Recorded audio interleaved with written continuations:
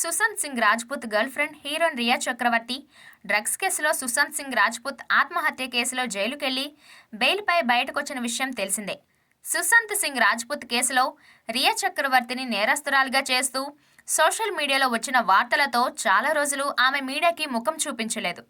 ఇక ప్రస్తుతం తన షూటింగ్ సేవ చేసుకుంటూ అప్పుడప్పుడు సోషల్ మీడియా వేదికగా తన జైలు అనుభవాలపై స్పందిస్తోంది. తాజాగా రియా చక్రవర్తి ఓ షోకి హాజరైంది. అక్కడ తన జైలులో అనుభవించిన నరకాన్ని మరోసారి చెప్పుకొచ్చింది. నాకు జైలులో రోటీ క్యాప్సికం కర్రీ పెట్టేవారు. అలా చెప్పుకోవడానికే కానీ అవి నీళ్ళల్లా ఉండేవి. అయినప్పటికీ ఆకలికి తట్టుకోలేక వాటిని తినేదాన్ని. అంతేకాకుండా నేను పడుకునే ప్లేస్ పక్కనే బాత్రూమ్ ఉండేది. ఇలాంటి దుర్భర జీవితాన్ని నేను జైలులో గడిపాను. ఆ సమయంలో నేను పడిన శారీరక బాధ కన్నా మానసిక బాధే ఎక్కువ. కానీ మిగతా వాళ్ళతో పోలిస్తే నేను కాస్త బెటర్ అనుకునేదాన్ని.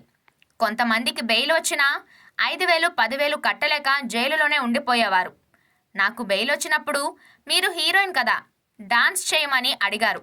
నేను వాళ్ళ కోసం డాన్స్ వేశానంటూ రియా చక్రవర్తి జైలులో గడిపిన జీవితాన్ని ఆ షోలో చెప్పుకొచ్చింది.